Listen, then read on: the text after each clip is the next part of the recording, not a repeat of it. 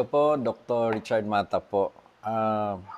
Gagawa ako ng video po ano ang sagot ko doon sa Fabunan antiviral injectable, no, dahil marami po kasi nagtatanong ano ba talaga ang opinion ko sa injectable ni Dr. Fabunan. In due respect, with all respect to him, although hindi ko po siya kilala, hindi po kami nagkausap. To be honest po, ang first reaction po na for me as a doctor, natural po kasi sa kapwa doktor na pag meron kasing ginawang isang doktor na mga ganyan, bago something, natural po na parang magdududa, no? Nakakapangduda. Natural po 'yun sa kapwa doktor, no? Pero natural din as a doctor, hindi lang po yung magduda ka lang, kailangan din mag-research. Hindi po ako pwedeng makinig lang sa hearsay, to be fair to the inventor. Dahil pinag-isipan niya, pinag-aralan niya ng madaming taon, hindi po pwedeng 1 minute lang na narinig ko tapos sasabihin ko kaagad na mali siya. Unfair naman yon dahil sino ba ako or sino ba yung ibang experts na magsasabing 1 minute pa lang na narinig yung ganong gamot, sasabihin niya kaagad na mali. Siyempre, mali yon. Let's be open to the possibilities. Baka nga tama si Dr. Pabunan. So, yun po ang ginawa ko. Kaya nag-post po ako sa aking page, Dr. Richard Mata, FB page. Sinabi ko kung meron po kayong mabigay na mga articles or anything about the injectable, then pag-aralan ko po. Then I'll just answer my own point of view. Kasi yung unang sinabi doon, yung kanyang injectable, nakakapagaling daw ng snake bites. Tapos nakakapagaling ng dengue, HIV, tapos Ebola. Tapos ngayon, ano pa, COVID-19. So, kahit sinong doktor, pag ganun narinig talaga, maging gamot din siya sa COVID-19. Ilan na bang nagamot niyang COVID-19? Unless taga Wuhan siya. So, yun ang natural na reaksyon. Pero kasi ganito yan, let me give you an example bakit ang doktor madaling magduda, no? Ganito yan. Like for example sa beke, yung mumps ba? Mumps. Kahit maraming nagsasabing nakakagaling ang isang gamot. For example, ano bang nakakagaling sa mumps? 'Di ba yung anyel, yung blue na ilalagay dito? Ilang milyong Pilipinong naniniwala na 'yun ang gamot sa beke. 'Di ba kayo rin baka naniniwala kayo? Pero wala sa libro 'yun, hindi po totoo 'yun dahil ang mumps talaga ay self-limiting. Sabihin ng self-limiting, dadaan lang po siya tapos mawawala siya. Yan po ang mumps. So ngayon, nilagyan mo ng blue. So akala mo yun ang nakapagaling. Pero ang nakapagaling talaga pala ang immune system. So I'm now weighing na saan ba under si Dr. Pabunan sa ganito lang na idea na parang yung blue ng anyel pero yung natural palang gagaling ang pasyente pero kinlame lang niya. So that was my first impression, baka ganun nga po. Pero kaya nga pinag-aralan natin kung meron ba talagang logic sa ginawa niyang invention. So ito po yung nabasa ko. Nasa internet po ito sa patent po niya. The present invention relates to a therapeutic composition and formulation for the treatment of viral diseases such as dengue fever and influenza, more particularly to therapeutic preparation comprising substantially water-soluble local anesthetic of the ester type, procaine, hydrochloride, and water-soluble glucorticoid and dexamethasone sodium phosphate. So, sa simpleng pagkaintindi ko, itong injection ni doktor ay a combination of a procaine, which is an anesthesia, and glucorticoid and dexamethasone, which are both steroids. So, napag-isip po ako na ang combination na ito, it's more of anti-inflammatory. Kasi po, ang steroids are anti-inflammatory drugs. Ibig sabihin, nagbibigay nga tayo ng steroid, kunwari may asthma ang isang pasyente, binibigyan natin para yung kanyang asthma ay mag-relax dahil nga nag-overreaction yung kanyang immune system. That's the purpose of steroids. Ngayon, pasok po tayo sa COVID-19 na topic. Ever since po ito lumabas, ang pratikong sinasabi ay naghahanap po tayo ng anti-inflammatory drug. Dahil po ang nangyayari sa COVID-19, pagpasok po ng virus sa katawan natin, nagre-react po sa lungs. Lungs yun eh. Pag-react ng lungs, hindi ka na kaagad makahinga. So, dito kasi ang labanan eh. Sana kung ang labanan sa kamay, walang patay siguro. Dito ang labanan eh. Pag oras na maga ng lungs mo, dahil nga nag-overreaction na yung antibodies mo, hindi na makahinga yung pasyente. So, yan tinatawag natin na inflammation, overreaction. Kaya pati ko sinasabi, ang hinahanap nating gamot ay dalawa, which is antivirus. Ibig sabihin, babanggain yung COVID-19 na virus, which is meron pong mga nakasulat na remdesivir, mga ganon, Favivir, ganyan. Tapos, kailangan din natin ng anti-inflammatory. Bakit? Sabihan natin yung ating katawan, wag naman masyado mag-react, lungs. Kasi pag nag-overreact po ang lungs, hindi na makahinga ang pasyente. So, dalawa ang kailangan na gamot dito. Tirahin ang virus, pero sabihan din yung katawan, don't overreact kasi pwedeng hindi na makahinga. No? That's what's happening in COVID-19. Kunyari, to make it simple, sa isang restaurant, no, sa isang bar, andun si Mr. Virus, tapos nandito din si Mr. Immune System. Ngayon, nagkita sila, naglabanan sila, no? Nag-commotion doon sa restaurant. So, ang nangyari, ang daming nabasag, ang daming nasira sa restaurant. Ngayon, sino may kasalanan? Si Mr. Virus lang ba? Hindi, silang dalawa, Mr. Virus at si overreacting immune system. Kasi kung hindi nag-overreact yung immune system, hindi sana nawasak ang lahat ng mga kagamitan. That's my point in COVID-19 as well. Now, kailangan natin ng gamot sa virus, natirahin ng virus, kailangan natin ng gamot na anti-inflammatory. Ngayon, ano ang mga anti-inflammatory na naimbento na sa mundo? Ang number one dyan na pinakasikat actually ang steroids. So, basahin ko po kung recommended ba ang steroids na sa COVID-19. Merong ginawa kasing autopsy, no? Tapos yung nakita nila sa autopsy, grabe ang mga antibodies, no, doon sa kanyang pathology. Parang nag-overreact. So tama po yung point na ang isang cause ng death is not only the virus but also the overreaction. If we can treat the overreaction, then the lungs will not swell. So makahinga ang pasyente. So sabi ng pathologist ito, although corticosteroid treatment is not routinely recommended to be used for SARS-CoV-2, no, or COVID-19, according to our pathologic findings of pulmonary edema and hyaline membrane formation, timely and appropriate use of corticosteroids together with ventilator should be considered for severe patients to prevent acute respiratory distress syndrome development. So, sabi ng pathologist na nag-examine po sa isang patay na pasyente ng COVID-19, nakita niya sa kanyang pathology na grabe ang reaksyon ng immune system. So sabi niya, kailangan anti-inflammatory din. Same po yung sinasabi ko. Sinasabi niya na, although hindi daw routine ang steroid sa medication ng COVID-19, pero sabi niya, pag-isipan po, sabi ng pathologist, dahil sa nakita ko, sabi niya, malaki ang tulong kung mabigyan ng steroid. Depende po sa kaso. Yun pong ibig sabihin niya. Ibig sabihin, huwag kalimutin ang steroid. I-consider ang steroid. Ibig sabihin, napansin niya ang pagkamatay ng pasyente dahil nag-overreact ang mga immune system ang dami. Kung nabigyan lang ng pangpababa ng overreaction, baka nabuhay ang pasyente. So sabi niya, possible steroid. Sabi lang niya po yun, na possible na makatulong ang anti-inflammatory drugs.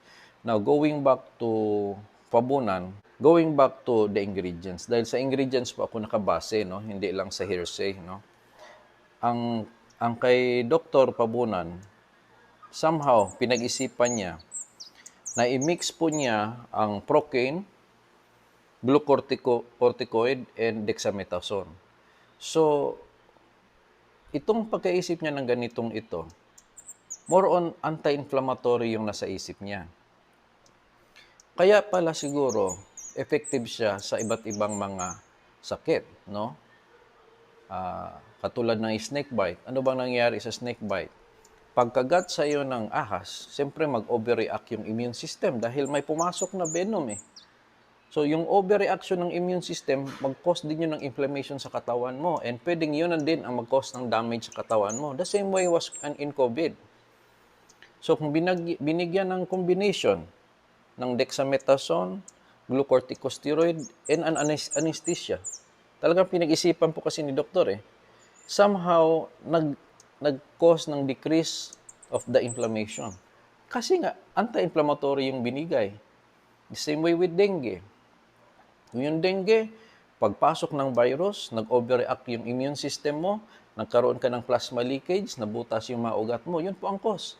Ang cause po ng plasma leakage sa dengue o yung nabutas yung mga ugat na lumabas yung fluids na nakaka-dehydrate is the overreaction of the immune system. So, kung nabigyan ka ng something to decrease the inflammation, it could help.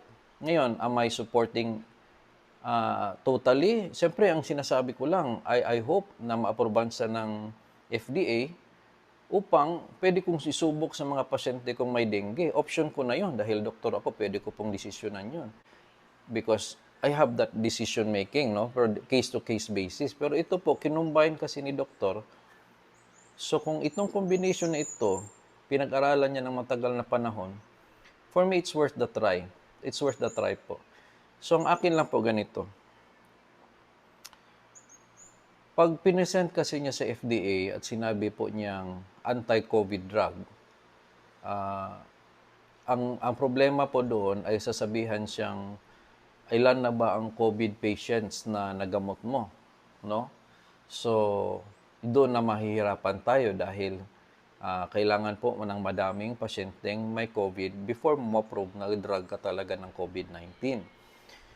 So, ang suggestion ko po kay Dr. Pabunan, and I really wish na ma-aproban po siya ng FDA, is to just declare na this is a cocktail of anti-inflammatory drugs. Plain and simple. Kasi ang content po is procaine, glucorticoid, and dexamethasone. So, these are all drugs po. Luma na po itong mga drugs na ito, no?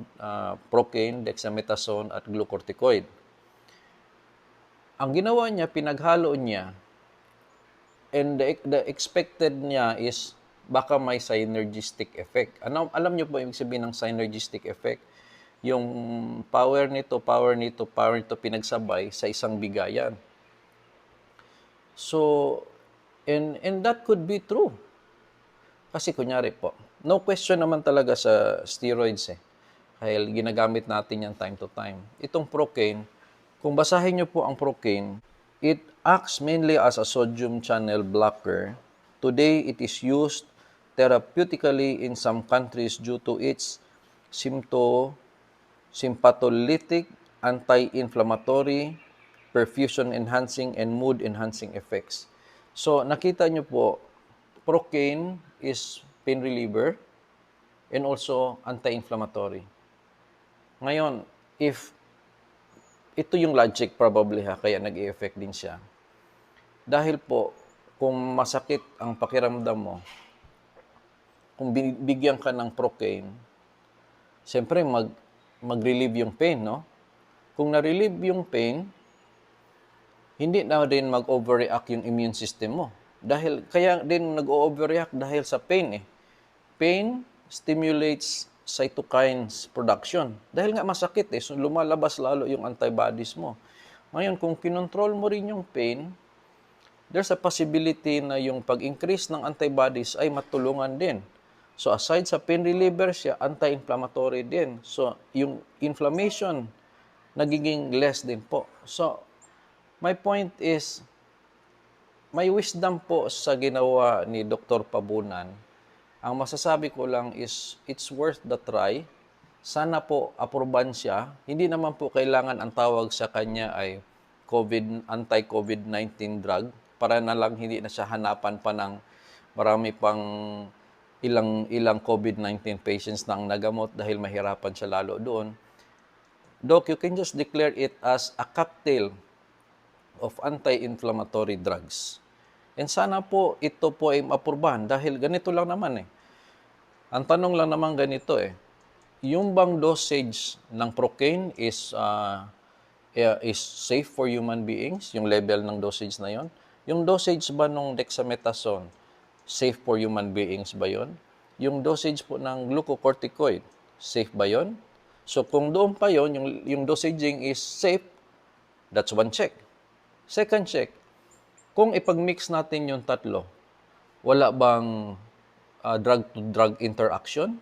Yun po yung tanong. Kasi siyempre, delikado kung nag-mix na hindi pala sila bagay. Ngayon, kung na-prove naman na synergistic ang effect at hindi drug-to-drug interaction, ibig sabihin nun, mas gumagaling ang effect at hindi nagkakaroon ng interaction na nagkakos ng danger, I do believe it's worth to be approved by FDA as a cocktail of anti-inflammatory drugs to be available not only for COVID-19 but any disease that has inflammation. And that's up to us, doctors. Katulad ng nagbibigay kami ng steroids. Nagbibigay kami ng steroids sa asthma.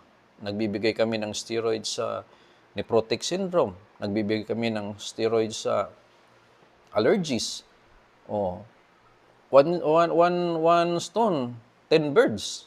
Kasi nga, all of them are inflammation. So, pwede po mangyari yon. Ngayon, in-improvise lang po ni Dr. Pabunan yung effect ng steroids. Special formulation, combination on years of research. And I hope this should be given a chance para po sa FDA. Sana tingnan nyo lang po sa angle ng parang steroid. Nagpa-approve siya ng steroid na enhanced.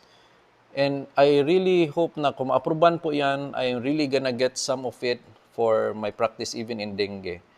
I do believe may tulong po yan just to improve on the overreaction of the antibodies. Now, going back to COVID-19, ang sinabi ko po sa isang article ko ganito, una po, nagbibigay tayo ng oral medication, yung hydroxychloroquine, remdesivir. Tapos kung hindi nakakaya ng oral, upgrade po tayo sa injectables. So, ang problema ngayon, wala pa tayong injectable talaga na pang COVID-19. So, bakit ang injectable kasi mas higher? So, sabi ko, kung wala naman tayong injectable na antivirus, kasi hindi pa daw lumabas, yung injectable na anti-inflammatory ang kailangan natin. Ngayon kung ma-aproban ang ganito, it's the prerogative of the physician na kung panangin niya sa isang COVID-19 ay nagre-react na ng sobra yung immune system, then this could be available. Kung magbibigay ka man lang ng steroid, why not an enhanced steroid if this would be approved? So yun po yung side na yun. It's more on, for me, it's more on the anti-inflammatory effect. What we are trying to solve here is a cascade of management. So kung aproban ang isang gamot na ganito, anti-inflammatory cocktail, why not maging available siya with the hope that it can affect. Baka nga maging tulad siya ng effect ng partly ng effect ng IVIG or any anti-inflammatory drug. Kasi meron siyang special synergistic effect. So, I would like to formally request the FDA and even Mr. President to please allow Dr. Fabunan's injectable to be approved for FDA, not necessarily for COVID-19 alone, but basically an improved steroid injectable that can be available for doctors that they can use it if necessary based on a case-to-case basis. So, salamat po sa inyong pakikinig at magandang araw po sa inyong lahat. Mabuhay and God